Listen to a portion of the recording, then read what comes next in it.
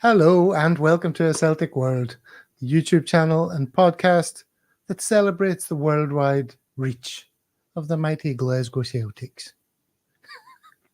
Now then, from Cambuslang to Cardiff, from Govan to Goa, wherever you're watching, you're very much part of A Celtic World. And who's part of tonight's Celtic World? We have Ian in G12. Hello, Ian. Please explain. Yeah, I'm on holiday, but home. So I'm up visiting my parents who, G12, I mean, I'm sure Kai's will know. It's like a little bit of a joke. The people of G12 are just a little bit, I don't know how to say it nicely, but mum and dad have decided to, this is their location. As you can see, you can see what they've descended into. So yeah, it's nice to be back up. I'm in an area of Glasgow called Hindland, which is very nice, very Beautiful. Accessible to Byres Road and the rest of the West End. So I feel very, I feel very underdressed anywhere I go, to be honest with you, versus when I'm out in Cardiff. So, yeah. Well, the picture behind you is quite underdressed, whatever's going on there. Yeah, I think that's what you do as you get older, Gav. I don't know. I mean, maybe you've gotten into that stage that you buy random art that means something to you, but to everyone else looks weird. So yeah, those are like limbs. Those are fleshy human arms and legs, and it's like a kind of naked body curled up in itself. And I haven't bothered asking, to be honest with you, Gav, because I'm not sure I'll get the answer that I want to get. Just don't ask, bro. And checking in with us from another part of Glasgow, it's the mighty Kaiser. What about you? Yeah, all legends. Here in Ibrox, living my best life, having fun. Thank you all for being here. Thank you for tuning in. Yeah. Just learning. There's an argument to say happiest man in Ibrox, Kaiser. Is that, yes, very much so. Going to go around and get some pictures of the Leaning Tower of Copeland. You know what I mean? Hold it up, the usual, the full Leaning Tower of Pisa gig at Ibrox. You could jump on the subway. That's what I was going to say, Ian. Just hover over, jump on the subway, come visit the local Ibrox area. You'll not be underdressed for down here, bro. You'll be overdressed down here. Just tuck your socks in. Just saying hello to a few people in the chat there. Frank asking who is Zen? Well, obviously Daizen. And Q, and the point of he's referring to the thumbnail, which is Kuhn finds Zen, I think. Isn't that what I said? So he's finding Daizen. I could have apostrophe Zen'd it, but it's also he's playing with such panache these days. Nicholas Kuhn, that he seems like to be in the zone, isn't he? A double entendre, hinting at both Kuhn's form and his ability to find Daizen Maeda. But well, yeah, that's exactly. But not everyone's as intelligent as you see. Well, I read a lot of cereals and shampoo bottles when I go to the bathroom. You know what I mean? 420 somewhere's getting the postcode reference. Up in the Swingles area. Volumes are all good. I did ask in the chat if any of our volumes need adjusting, please let us know, because Ian's seem just a little bit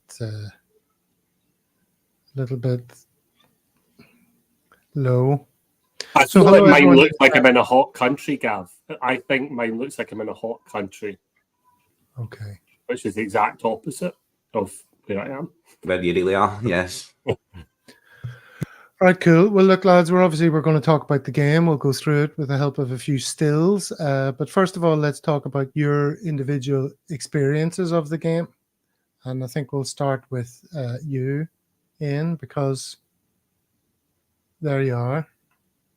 Do you get the many games over the course of a season? You live in Cardiff, of course. Yeah, I mean, when I was a bit younger and had a bit more money and didn't have a child, I used to get up like a lot more, but now the visits are a wee bit more infrequent. And when you do come up, it's like the reliance on trying to get a ticket. I was quite lucky that this trip worked out for a cup game, because you can usually, you know what I mean, especially early rounds, you're probably all right. I mean, I could probably get one for the Falkirk one as well if I came up. But no, this was an opportunity. This is the first game that I took my daughter to. And she immediately, within 10 minutes, got out her crocheting. and started crocheting away. So I was like, that's a good off to a good start. So yeah, it was nice to be back. Nice to get into the atmosphere and stuff again. I got to be honest with you though, Gav. I've always been someone who prefers watching sport on the TV. I like going for atmosphere. Don't get me wrong. I do like visiting and stuff like that, especially if it's like a big game. But I guess I'm kind of like I'm probably out of the routine of going week to week. So it just feels a little bit different. But it was nice to be back. Nice to pay £6 for a hot dog. That was good. Elevated view there. You're very high up. Yeah, it was right beside the green bay down to my left there. So actually, really, really good view of the pitch. To be honest with you, that's I think Jerry's season tickets are just down below you somewhere. I don't know if you've spoken to him about that. A bit of blue sky there. I see some blue. Yeah. I don't know if that's the camera doing the heavy lifting, but yeah, it was good. I mean, everyone will know it's Baltic up there. You really do catch the wind, but yeah, overall it's not been too bad, and it was dry, so can't complain. That was me at the beginning. The thing is, I'm not a big photo taker, Gav.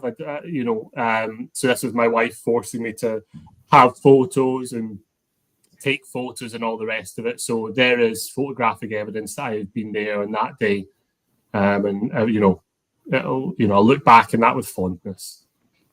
Very good. And Henrik McLarson says Kaiser's looking well after yesterday's watch along, or as we call it, the drink along, Kaiser.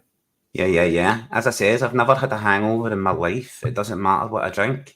My friends always say to me when I was younger, like, I'll wait till you get to your late 20s, all your hangovers will catch up at you at once. Wait till you get to your late 30s, they'll come hitting home. Wait till you get to your 40s. Still not had one. You know what I mean? Still here. Easy peasy. Very good. And so who was on tell us about the drink along. Who was on it? What other subjects did you talk about? What was the crack? We just had fun really watching along the game, me and Dano, having a drink, interacting with chat. Of course, we can't display the game, so it's hard to converse about the game, especially people watching streams. It's all at different times. Some people are typing in chat that Celtic have already scored, already conceded, and then I'm waiting on the stream to catch up. And my stream wouldn't even work. I had to watch a YouTube stream, and it had a box in the middle of the screen. It had like a partition in the middle of the screen. And I'm like, I can't see it anyway, you know what I mean? But I was listening along to it while interacting with chat and having fun with Dano, basically. Getting the real start of the show on X-Man. I think by the time I came back, Dano was still streaming live. Did he just stay on just to chat? Yeah, both of us just stayed on, bro. We stayed on. I says, like, could do a post-match reaction. And then Dano just decided to chat a wee bit. Then I went to the shop to buy more beer in return because I ran out at that stage, so needed more. Did you remember stopping the stream this time? Because there was a previous time you didn't know what happened. You weren't sure. You woke up on the floor thinking, are we still streaming? Yeah, exactly. I passed out in here, you know what I mean? Just got far too drunk. I think I drank a full bottle of whiskey that time. But, like, still didn't have a hangover after that either. And that's on top of my usual, bottle of wine that gets it started. Some of the people who participated are feeling a little bit rough, even if they weren't drinking. I think that's just from listening to you and Dano for 2 hours. Yeah, it was fun. Good lad. Good crack. All right. Good effort. You know what I mean? Well, let's see how much of this, of the game then remains crystal clear in your mind, as we'll go through a bunch of stills and talk about the match, all right? Mm-hmm.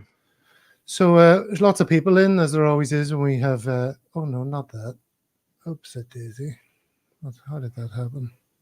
Whoops. That's a great start. That's what I meant to show. I was just... I'm overawed by the fact that there's hundreds of people watching, because we have two people with followings. The two people in the Celtic world who've got something of a following, and you're both on.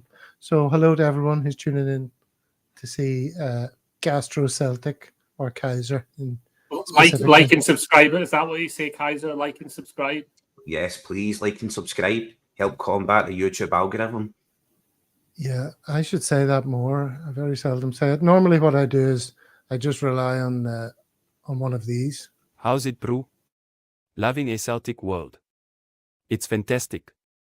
Definitely worth a subscribe, hey. Definitely South worth a African? subscribe. Hey, South Africa? supposedly it's an AI South African, and you can't get them to say A, so that's why he says hey. Anyway, let's get on with the game. Enough nonsense. The very first minute, Nicholas Kuhn cynically clipped. Were you in your seat by this moment, Ian? Oh, I was well in my seat enjoying my £6 hot dog. Yeah, I was. I mean, there was a bit of me that I don't know what the exact rules are, but I did think, is that not a red? Because I was surprised to see. I mean, we'll probably talk about the referee as we go on, but it was unusual that we got a yellow. But I thought maybe it could be a red for last man, but I wasn't in a good enough position to see. But yeah, very, very cynical and kind of set the tone of. I mean, if it was a red, I mean, maybe you can tell me, Gav, but set the tone for the rest of the game. What I can tell you from making this still is that there's a guy in the center circle somewhere, so he's not the last man. That's not the last line of defense. But still, I mean, he's through. He would have powered away past the guy who's in the center circle, and Maida would have been clear. We all know how that would have ended. Well, we don't know if he would have scored, but I mean, there was going to be a real goal scoring opportunity if that hadn't happened, right, Kaiser? Yeah, really attacking at pace, showing that counter-attacking pace, and it was a cynical foul, a well-deserved yellow card, and it did set the tone. It set the tone for a lot of that went on. Yeah. Obviously, cynical is the word for it, yeah. I love to blaze over the entire game and a rough estimate, but the way we do it on here is bringing the stills and talking about each section, so we'll stick to it. Well, it's good because it reminds you of some things that you might have already flitted away from your mind, and you don't get to discuss them. This is the Maida goal. Hatate crossing it. Maida swings a leg at it. At first, when I saw this, I thought this was a delightful little creative dink over everyone, but it wasn't, was it, Ian? Well, it looked like a creative dink from where I was sitting, and having watched I tried to watch the highlights on Premier Sports YouTube, but they're just really, really kind of short. We lack a good kind of like highlights package for some of these things. But yeah, I think it was more just to kind of hit and hope and deflect over the keeper. But I mean, look, I'm not gonna criticize Maeda. I mean, he's been fantastic. I think was it O'Reilly who slipped the ball through to Hatate, and then Hatate was doing a lot of those runs all game, and it was so was Taylor. Taylor was making a couple of them as well, and it was really causing them a lot of trouble. They seemed to struggle really against the second man running off players, and it seemed to be a feature of the whole game. And then this one, for us to get it so early as well, I think, really, really good. Yeah, it was. It was just he swung a leg at it and it hit the defender and sort of lipped up over the keeper, as opposed to being a cute little dink. 12 minutes, Kuhn to Maeda, to Hatate, to Forrest. So this is Hatate about to cross it for Forrest, who's running in and just doesn't connect with it. Do you remember this, Kaiser? No, I don't remember this chance. It's the kind of thing that you mightn't remember, but it was a great opportunity. Yeah, I think there was a couple of these throughout the game, right? There wasn't. I think this was the one, because I think there was another. I can't remember if it was the first or the second half, but there's a good couple of these. There seems to be a real drive to get to the byline and try and work in and drive players out of position. I think in this occasion, I think this is the difference. This is the difference between having Maeda and Kyogo. I think Maeda is sometimes in that position. I think Kyogo is almost always in that position to finish it off. And I'd speculate maybe Ida would be the same, would be in there as well. So I think it's just a case of, I think Rodgers said in the post-match, he said about reminding Maeda before the game about like what he had to change in the runs, he had to change in the position. And I would speculate that maybe this sort of thing, that's probably just one thing that's just not 100% embedded in him because he's more used to playing out wide. But there was a good few of these that nearly came off. this is the ball that up and over for O'Reilly, and you just think, oh, he's going to hit this, he's going to smash this home like he always does, Kaiser. But he kind of squares it, thinking that's the better choice. Mind this. I don't know why he didn't go for the shot, because like I expected that as well, for him just to lash it in. He's got the technique and he's got the ability, but I don't know, maybe he decided to bump those assist numbers. I don't know. You know what I mean? I think he's high on confidence. Maybe he just thought it was a better option. Is he high on confidence? I kind of get the feeling he's quite conscious of the position he's in at the moment, and there's lots of eyes on him. I Does think anyone else get that? he's operating at a really high level. I mean, this is the thing. I mean, like he's now his average game now is a good game for anyone else. I can see why there's interest in him. He's doing all the things that Rodgers has said. He's also an intelligent guy. I don't know if this is one of those situations where, percentage-wise, if he puts it back across, it's more of a chance of a goal than striking it. I wouldn't be surprised if he's aware of what the percentage is of doing the different things. He rarely loses the ball. I mean, and he did actually find Maeda with this ball, right? It was just a bit too difficult for him to control. So, yeah, I think you can argue. I mean, if he hits any skies at them, we're all like, oh, why didn't you just square it? So maybe there's not a right option for him. But I would say I don't think there's a drop off in his play. Yeah, I mean, he's been very good as opposed to excellent, in the last couple of games. He's an absolute cavalier of a player, bro, innit? Yeah. In my opinion, he's just ascended to that next level. It's like a limousine, and the rest of them are like dodgem cars at this stage. So just turning up and cruising. Maybe that's what he's doing. Maybe he doesn't want to pick up a knock. Maybe he doesn't want to get injured. Maybe there is big talk of big transfers. Yeah. Here was Kuhn's dinking the ball over like he tends to do. Somebody just made a comment about that, how he loves that Kuhn sees the early ball. That's what happened here. Andrew Galea. I like that Kuhn is finding the striker with the early balls, though, honouring the run. That was happening all day, really. And this is Maeda running through to strike it. Was this this was a very satisfying goal, was it not, Ian?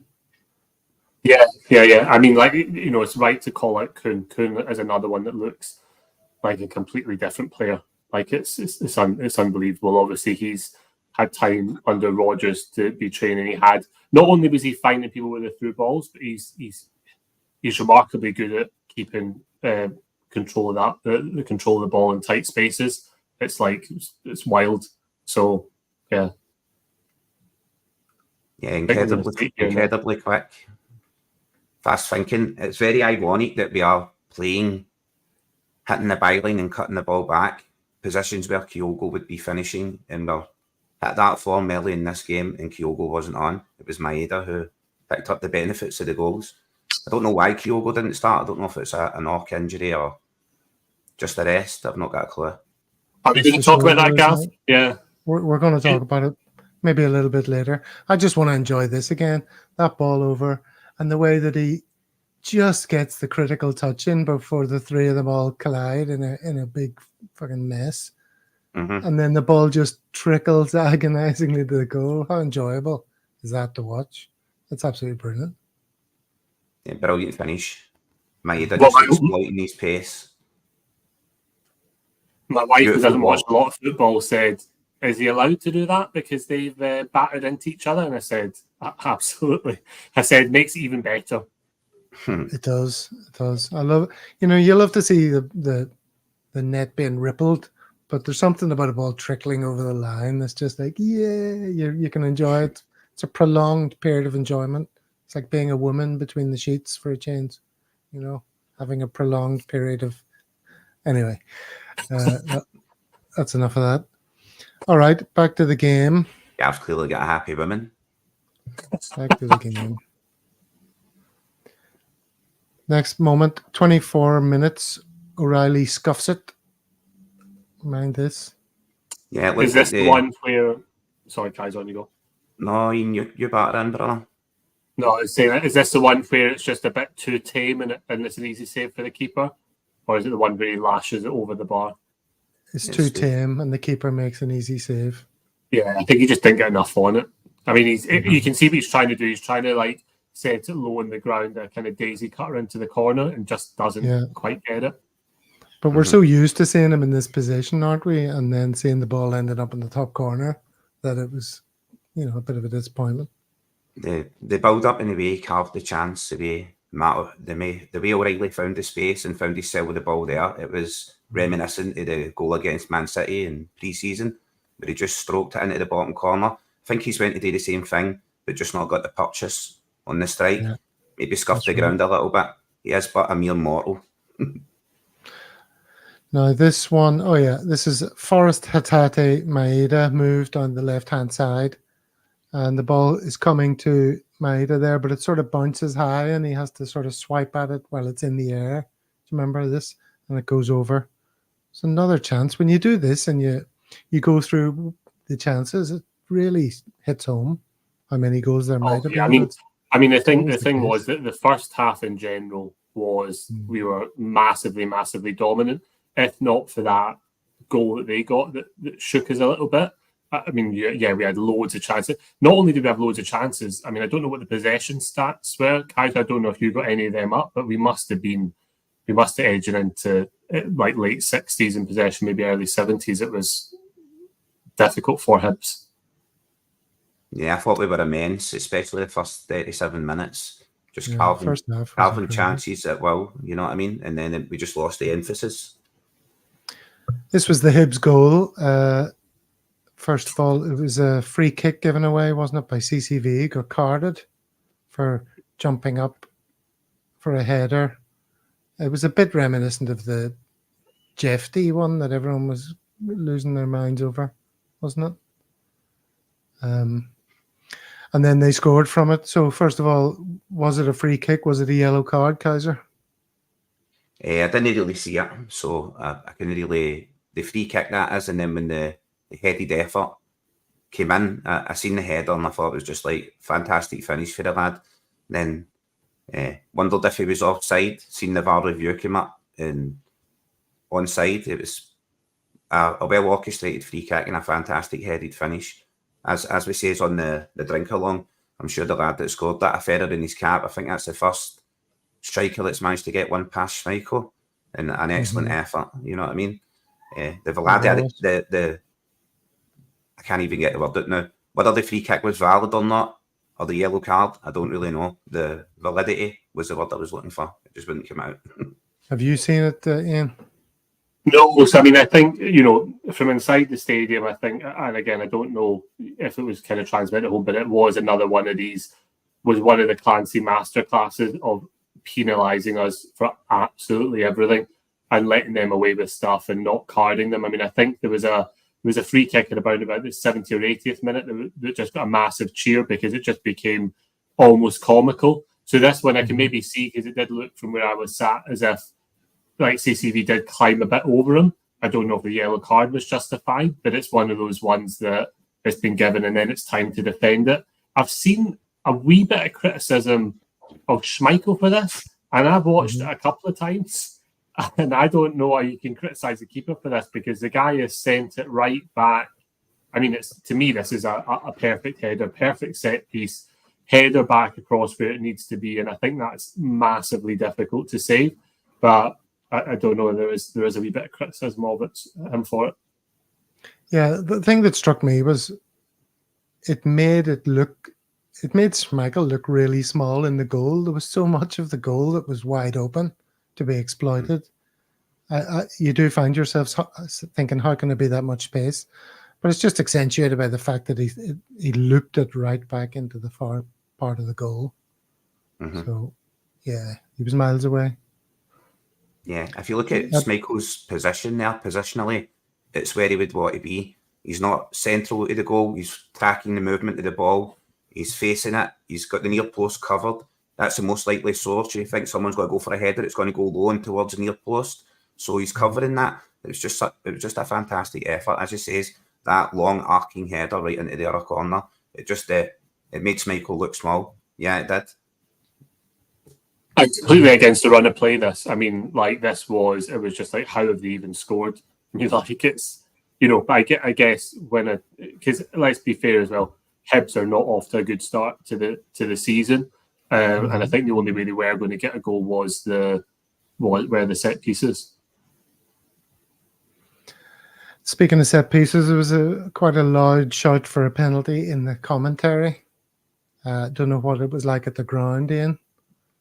Yeah, I mean, the thing is, because there's a couple of questions, right? So even without seeing the replays and seeing the close up, why is he going down there?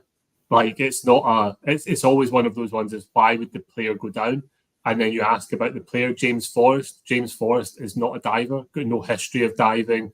Do you know what I mean? I'm sure he would rather go in and get the shot off.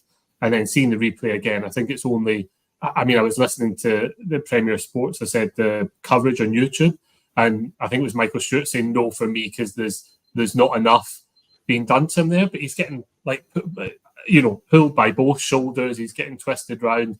For me, I think it might come under the qualification of a soft one. But if someone's pulling your shoulder when you're through and goal and you're trying to set your body for a shot, then that's, to me, a penalty. I'd be annoyed if it was given against us, but I'd be like, well, the defender shouldn't be putting his hands all over him. So for me, what would be classed as the soft penalty? But yeah, I would have wanted it. McLaughlin P and his yellow whistle there says it's not a penalty. That seems to be the consensus in the chat. How about you, Kaiser? When I seen him busting through, and I thought if there's any contact, it's going to be a penalty. So there must have been like minimum to none contact, and maybe the defender on the inside, the referee thought was going to recover the ball. I think actually when the guy on the outside of James Forrest actually goes forward to win the ball and defends it really well, I didn't think it was a penalty either. But at the time when he goes down, and especially if I was at the ground, I would have been screaming for it as well. I'd have been throwing that £6 hot dog. It's long gone, Kaiser, by last minute. They're usually harder than that, the everlasting hot dogs. 44 minutes. This was a ball played down the left, and Maeda sort of nods it past the nearest defender. And look, he's in tons of space there. You're just thinking, go on, son, pull the trigger. And just when it's time to, it kind of bounces off his knee, and the whole. Yeah, this is the sort of chance that you kind of, if Maeda's got more time to think, then he's an instinct player. I think he does well here. This is where he wants to cross it in. I think this is why he's so good. When he's left to kind of shoot, I think there's just too much time in his head, and you kind of like, no one was disappointed. Everyone was kind of like, oh well, he has got 2 goals. This is the sort of chance that he'd usually kind of skite. Skite? I haven't heard that word for a long time. We were talking in the stream, like, couldn't remember if Maeda had ever had a hat-trick. I know he was going for it, and one of the commenters says that he'd actually had one against Livingston last year, which is the only time he's had a hat-trick. But, yeah. He had a hat-trick in Japan, didn't he? A hat-trick in Japan? I don't know. I don't remember that. Isn't that what I heard Brendan saying? The only 2 times you were going to he's start played singing there or something, Gav. He's big in Japan. No, but Brendan has only played him twice as a striker. Once was in Yokohama. Am I getting confused? Pre-season friendlies. Yeah. He scored a hat trick in one of those, and then so that's 5 goals in 2 games. Pretty good return. And then this is the 3rd goal, which was all a bit of a kerfuffle. Amazing pressing. This is on. Oh no, we're into the second half now. This is on 55 minutes, and we're still pressing them like crazy, and we forced this error. This was one of those calamitous goals that you love to see happening live, Ian. Yeah, I mean, you can call it calamitous, but I think again, Rodgers in his post-match said he had told the team that their playmaker was the press, and he'd stressed the importance of the press. And I think that's what this was, because if you actually watch the build-up to this, Hibs just, because they'd obviously made a conscious effort to not just kick it long and give it back to us. They were at least trying to kind of play it out or find a way. And the guy, I think it's number 4, I don't know his name, passed it back to the keeper, and the keeper just had really, I think the keeper could have cleared it a little bit better, but maybe just under pressure. And Kuhn was there to kind of put it in. I think when Daizen, who's worked there on the left, you just don't see for that clip. He initiates the press, and as soon as he initiates the press, Kuhn knows to press as well. he sees Daizen forcing the defender into passing it back to the keeper, leaving the keeper no time. You know what I mean? That was like grip pressing, really well done.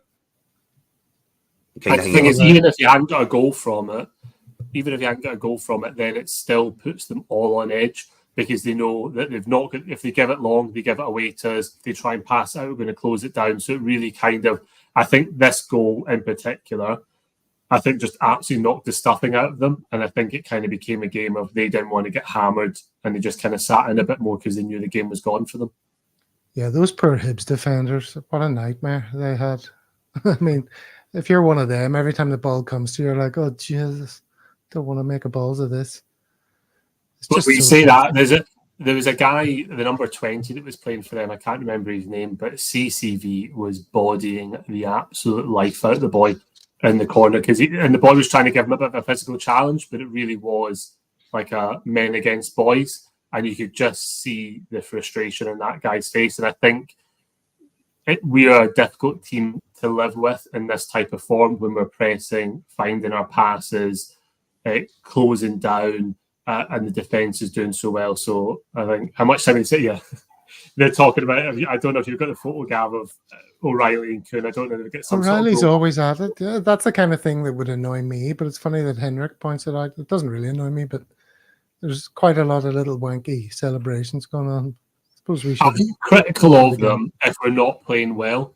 So if we're not playing well, I think the thing is these players have deserved it. Like they've deserved to kind of like, you know, they're putting in the hard work outside of the game. They're putting in the hard work inside of the game.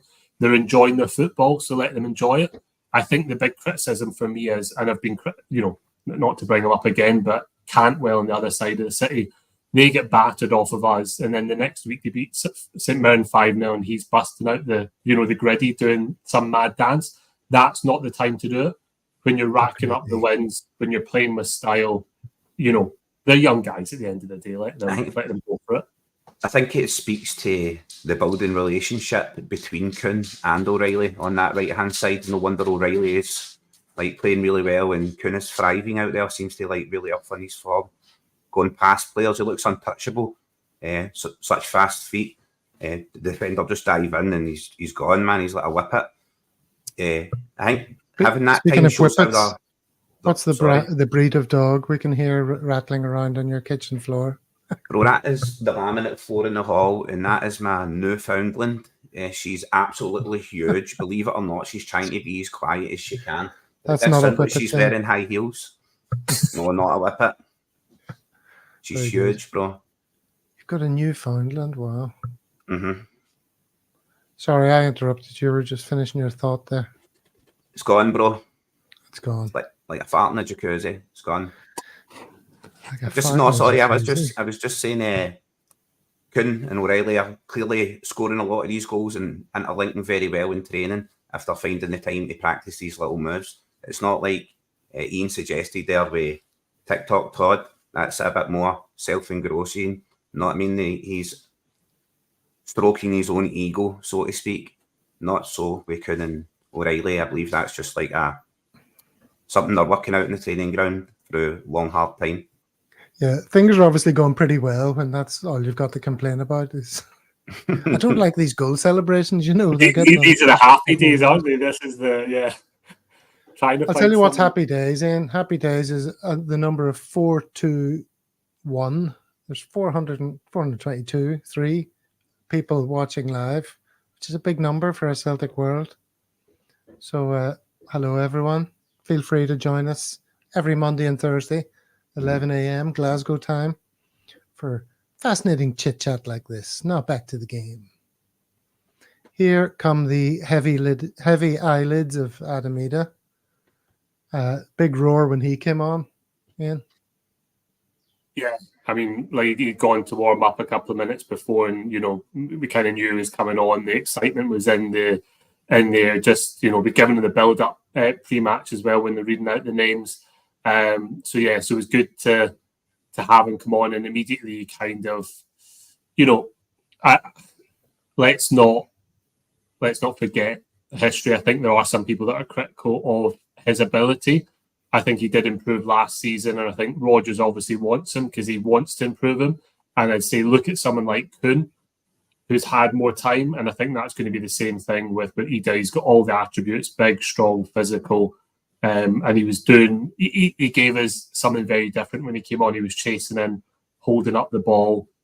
I mean, players couldn't get near him. The boy is a strong boy, and you can see the difference he brings, and the sort of a different type to a Kyogo or a Maid or whoever up top. Speaking of things, complaining about silly little trivial things when things are good, but he's got a very sort of flat way of speaking, doesn't he, Kaiser? When you hear him interview, he's delighted to be at Celtic. It's that big, deep, masculine voice, bro. I like what he's got going on with the eyebrows there as well. It looks like that all Irish men have. Yeah, most Irish men. All the ones that I talk to. Very good. All right. 64 minutes. O'Reilly's best effort pulls a save out of the keeper. Kaiser, you call this? Kaiser's frozen style. Yeah, I'll take that one. Yeah, so yeah, it was a good one. It was a little bit too central for the keeper. O'Reilly probably wanted to put a bit further left, but there was enough power on him for him to kind of palm it out. And then just unfortunately for us, but good for he didn't put it back in, because had he put it back to Maeda or Ida, it'd have gone in. So yeah, it'd been a nice goal if it worked out. Yeah. 70 minutes, O'Reilly slips Maeda in. He doesn't quite get the shot away. No, I don't remember this one. I think this was there was some good. I'd say for the last 20 minutes, and especially I think Bernardo came on around about 80 minutes. I think especially then there was a lot more intricate passing. Almost seemed completely different. In the first half, we did seem to be exploiting the wide space. But for the last 20 minutes, there seemed to be a lot of this trying to, pop little balls through close control and stuff like that. But yeah, it just didn't come off. He looks like Tutankhamun, says who's the snitch. Yeah. Like in one of the old films. Yeah, you could picture the sort of that Egyptian look painted on the walls or something. That's pretty funny. 73 minutes, Matt O'Reilly releases Ida. And there was a time where you're thinking, he's on this. He never quite got on it. The ball skipped away from him. He looked a bit laboured getting to it, did he? Did you get that impression live? Was this your view? Was this your view, or are you on the other side? Opposite side, down the other end. To me, it looked like the wind carried the ball just a little bit. To me, it looked like the ball was like kind of perfect, but it seemed to almost gather pace as it went through, as opposed to slowing down. And he was just, it'd have been excellent if he'd got a goal. I agree with that. Rusty needs some game time. He has done a full season with Norwich, a pre-season with Norwich, and he has done a couple of games. But I think the difference is, and you've heard Rodgers speak a lot about in pre-season, it's getting the players to understand what to do in the system. And I think Ida is going to have that little bit of education from Rodgers over the next 4 weeks, whether or not he'll have time, given that Kyogo might be out for a wee bit. We'll need to see. But yeah, maybe a little bit of lack of match sharpness. All right, you just mentioned Kyogo might be out for a little bit. Maybe this is a good time to listen to this. But it takes him out for probably about 4 months. But it's only he that can decide that. Because you see a lot of times he gets through games fine. But then times he'll fall, maybe it'll be awkward and he has an irritation. So, but listen, he's a 30-year-old man now, so he'll understand what he wants to do. But again, he's managed it for a longer period, much longer than when he's been at Celtic. So, but I gave him the time. We could have had him back into the game, but it was a little bit slower than normal. So, so I give him the time to miss the game today, and then I'll speak to him tomorrow. I don't know about you, but when I first heard that, my sphincter tightened a bit at the thought of Kyogo being out for 4 months for shoulder surgery. But he's had it for longer than he's been at Celtic. He's managing it. Doesn't sound like he's about to take the plunge anytime soon. What do you think about our manager saying, he's a 30-year-old man, I'm not going to tell him what to do? I don't know. I think Rodgers has a particular way of speaking. I think it's some people like it, some people don't. Sometimes, people question if he's being 100% honest, is he sending out messages, etc. Truth is, we just don't know. I think it's telling he says that Kyogo's been managing a lot more than the time he's been at Celtic, which is kind of odd because we have still chosen to sign him knowing that's an issue. I work in a field that also does a bit of sports medicine, so we do products for sports medicine, and I think 4 months is probably like a conservative estimate. Someone like Kyogo, an athlete, you would probably expect maybe 2 or 3 months, depending on what sort of kind of procedure it is to kind of keep the shoulder. It'll just be a bit reinforced, maybe like a plate or some basically wiring that might like kind of keep it a bit. So I don't think it'll impact his mobility. I think what Rodgers is saying there, and I think maybe Rodgers is making the point, is if he is going to stay at Celtic, because I know there's some talk of him maybe leaving, etc. I think it's probably worth him taking a 4-month period out. And then when does he choose to take that 4 months to have the operation to let it settle down? Because as he gets older, it's not going to get better. So, what does he want to do? Yeah. I guess the question back, Gav, would be, does Rodgers want him to have it now, or does he want to have it in the new year? When's the best timing for this? Because we've got a lot of big games coming up, right? Well, I don't think it even necessarily sounds like it's something that's definitely going to be addressed. If he's managed it all this time, and it pops out, so they pop it back in. He misses a game or two, then he's back on the horse. Maybe for the rest of his Celtic career, he'll just keep doing this. Does it sound more imminent to you?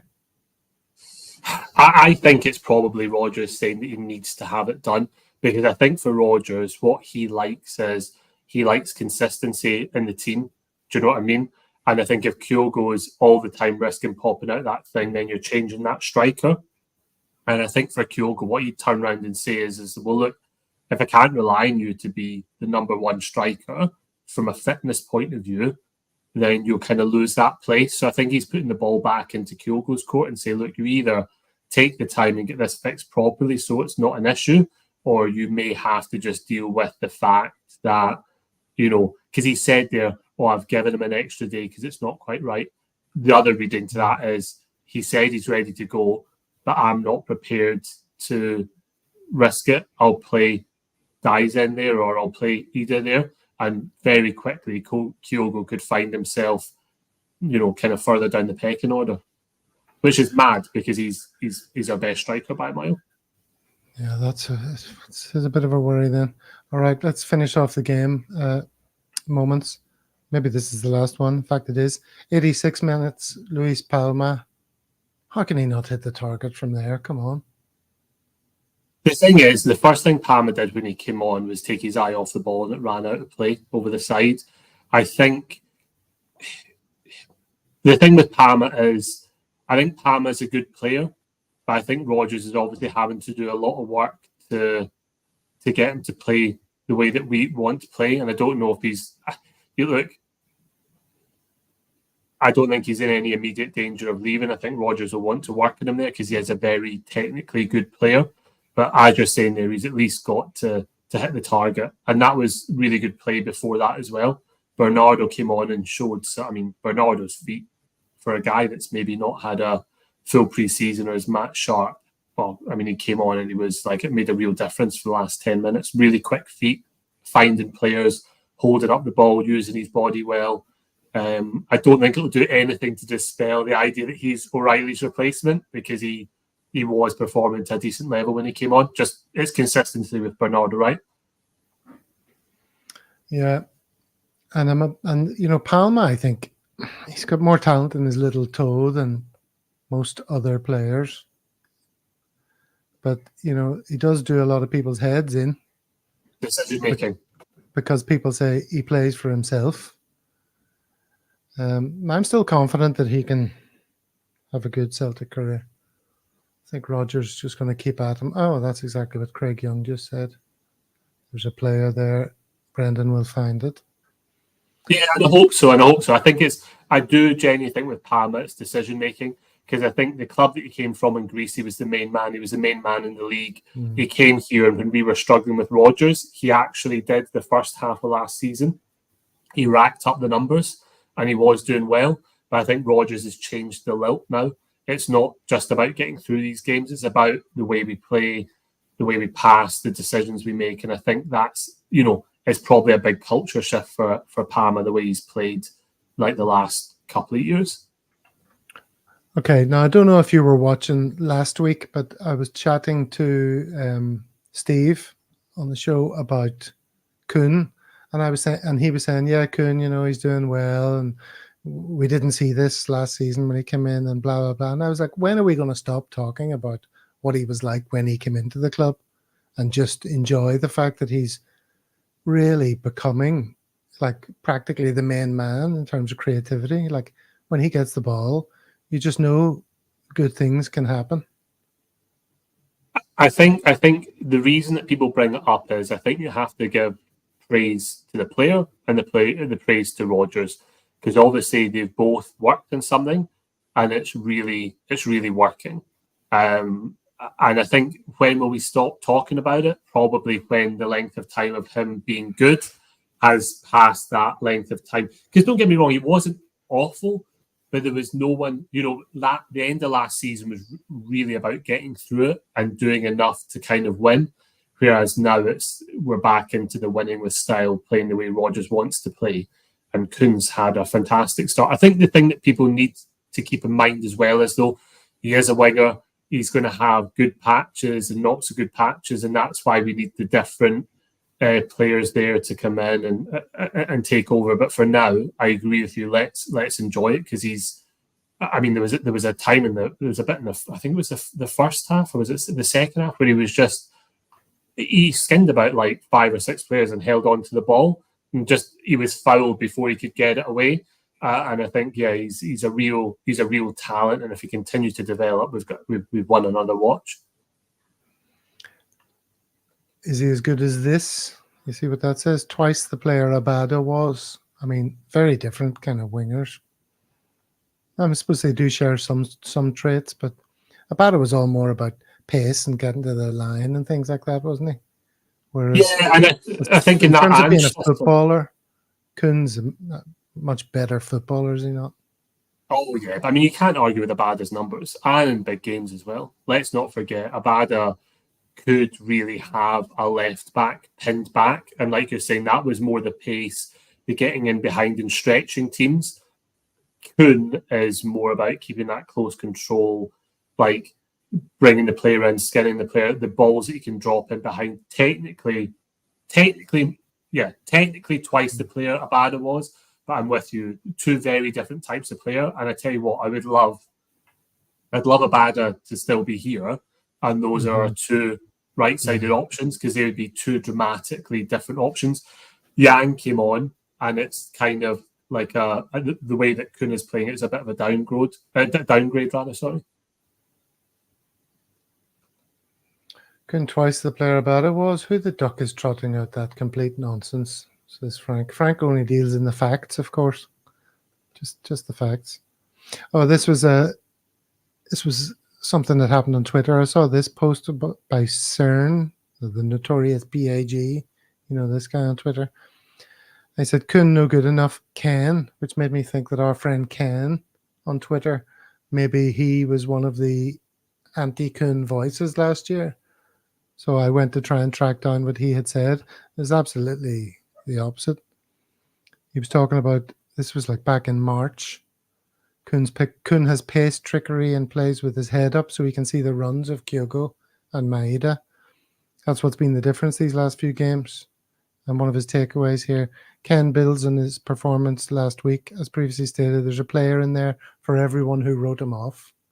So Ken was in fact very much behind him. And I mean, it really annoyed me the way everyone jumped on him when he joined the club.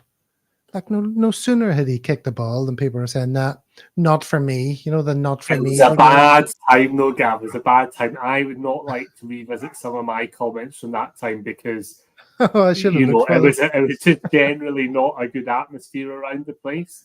And I think, you know, we discussed at the end of last season, full credit to Rodgers for bringing it around in the start to this season, that seems like a distant memory. But it was like a tough time. And I think Kuhn, you know, there was also the question of, is he Rodgers signing? Who's doing the signing? Who's doing the scouting, etc. So I think there was more than just judging Kuhn on his ability. And I think now it's like you were saying about us looking at the players doing the dances. I think now we're having a lot of space to concentrate on the positives because the team is playing so well. So I think he's getting, as the Americans say, he's getting his flowers. Or is it the Europeans? I don't know. Yeah. Well, speaking of foreign travel, it looks like Plunge McNugget has been to Thailand on more than one occasion because he's using the way they address each other. You know, Kuhn, Khun. If he was talking about our player, of course, it would be Kuhn. But anyway, he's twice the player of Abada, but Abada is twice the goal scorer that Kuhn is. So that's a nicely put point. Sorry for the dogs. Can you hear dogs yapping? Can't hear a couple of wee dogs, yeah. There's dogs yapping in the back garden. All right, I'm also yapping. As about the dogs barking spelling. and the caravan keeps on rolling. That's exactly it. All right, then. What about this? This is the draw for the next round. Motherwell, Dundee, Aberdeen, the Spartans, the Rangers, Dundee. Did I say Dundee earlier? Dundee United. And then Celtic, Falkirk. What do you make of that? Yeah, I think it's a good draw for us. Any home draw in the cup is a good one, and I think, you know, you can't complain when it's lower league opposition, especially when you look at it. I think Aberdeen are really good this season, so I think avoiding Aberdeen, I think, is, you know, at this stage of the season when they're in good form, I think is a good one. I'd have been happy with most of the teams outside of Aberdeen, and I think obviously looking at the rest of the draw, Motherwell, Dundee United to be pretty competitive.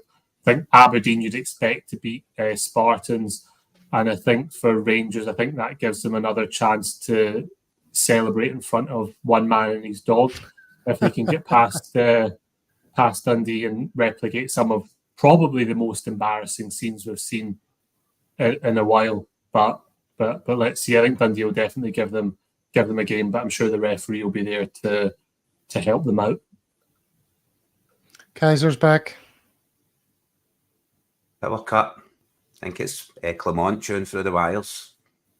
It's a lot of Very good. homeless rodents around here.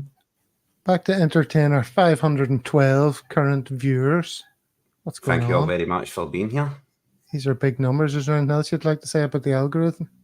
Yeah, ensure you're smashing like and subscribe. Support the channel. Help us grow. If you can, possibly share us to your social media. Help the content grow. Yeah. You know what? You hear these appeals all the time on YouTube. Help us to 50,000 and things. Well, help us to 2,000. You know, that's how much your click means. It really means something. You're clicking for somebody else who's saying, you know, if you haven't already, please like and subscribe. It has no effect for us. We cherish every single one.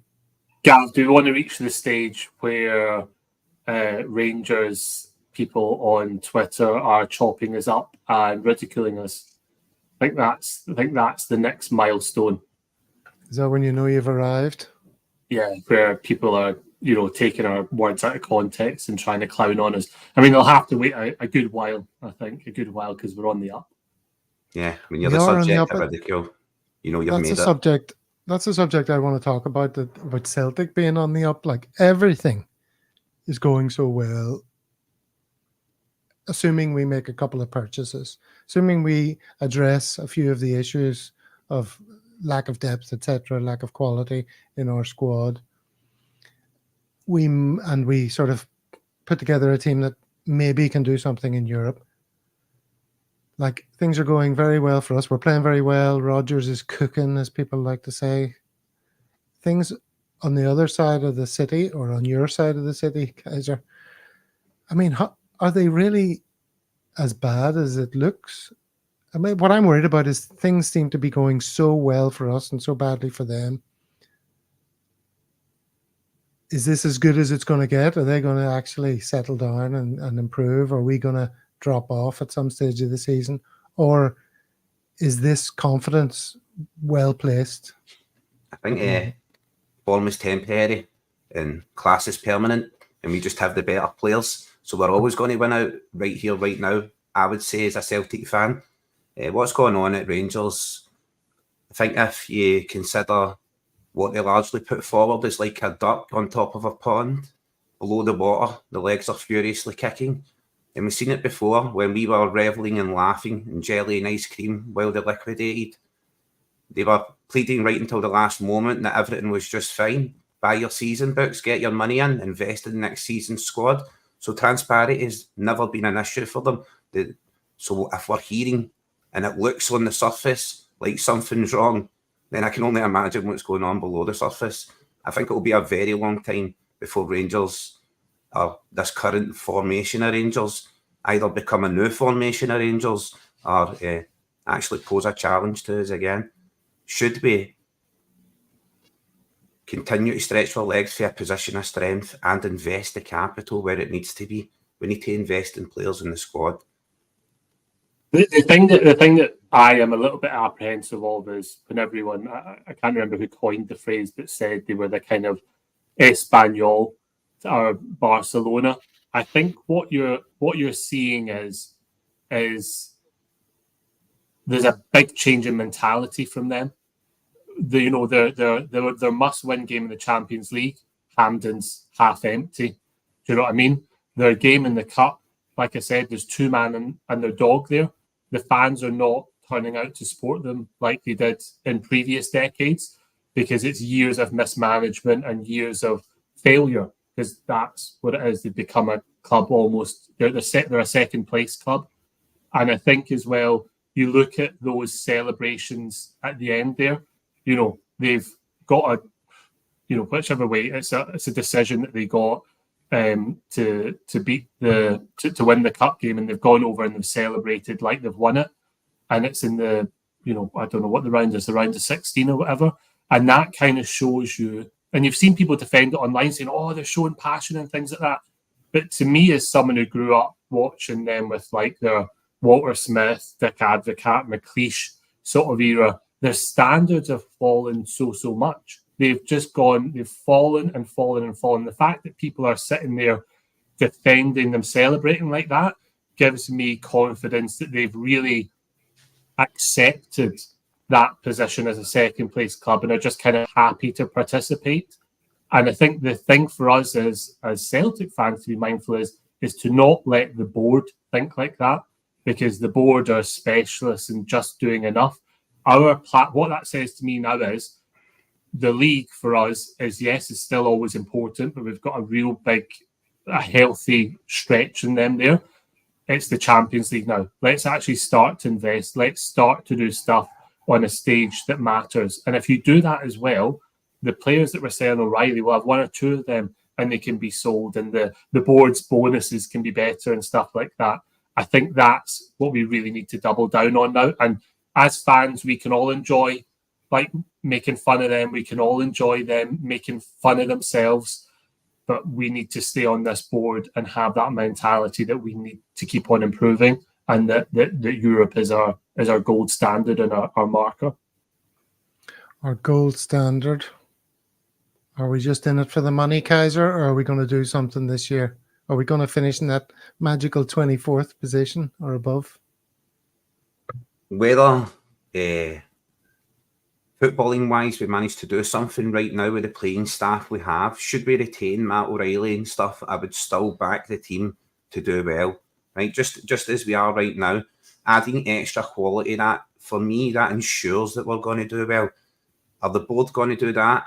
Is this the time to invest the capital? Well, we've got definite qualification. I know as businessmen, they'll be sitting there with a record bank balance, looking at record transfers coming in for players, money coming in left, right and centre over transfer deals like Owen stuff. I think we're still in positive balance. I don't even think we've spent negatively in the players we've acquired.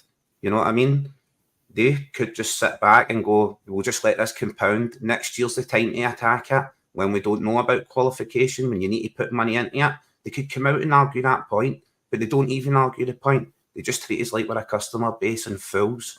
and continue to stockpile the money. And all we're asking for is a sign, you know what I mean, that the board want to compete, that they want to throw their hat in the ring at least, you know what I mean? A couple of players, 2 or 3 players. How I've managed to arrange that in. I thought we were going to spend like 36 million, 6 million a player, 6 targets. I was like, sounds fantastic. Nice mathematical, nice even. We could do that, no problem, and still recoup the money on a couple of transfers. But no, once again, Celtic are never proactive, they're reactive. So, like people always say, you're only as strong as your closest rival. Is that a defining factor of the SPFL, and our board just think as long as they're falling apart across the city, we don't need to do nothing? Well, yeah. I mean, that's what this season's all about. Now, it's never been in more stark contrast. You know, the Champions League is a greater prize with the 8 games and all that, and the possibility of going further because of the way it's set up. You know, you could be one good performance away from getting into the promised land, and with them having such a nightmare, you know, the decision is clear to see, you know, what way is it going to go. Lads, it's been a lot of fun catching up with you. I saw that Kaiser and Dano had great fun on the drink along. You two are now our kind of shoe-in drink along hosts. Seems that way. The most reliable, because Dano loves it. It doesn't matter what time a game kicks off because he's a night owl in Korea. 11 o'clock, 12 midnight, no problem, my man. Yeah, Dan was there. He knows how it's done. And Ian was up at the game, so that was pretty good to see you there at the stadium. Now, thank you very much, everyone in the chat. As always, bringing your own unique form of entertainment and talking about all sorts of other things. I might just throw in another one of these, considering we've got 525 people. So this is for you if you're not a regular watcher or you haven't yet subscribed. Écoute. Hello all the Celtic fans. Here in France we love the Celtic world. C'est fantastique. Subscribe. C'est un fait accompli. It's a fait accompli. All right. So farewell to everyone in the chat. Thank you as always. We will be back on Thursday for another exciting show. There's a flipping, what do you call it, coming up? International breaks left, right, and center. But I'm lining up some really interesting people to talk to, CSCs, journalists, and the like. So that'll be fun. But as for everyone who's here in the chat today, thank you so much. Thank you to Ian. Thank you to Kaiser. We'll see you all soon. Thank you. Cheers, guys. It'll help.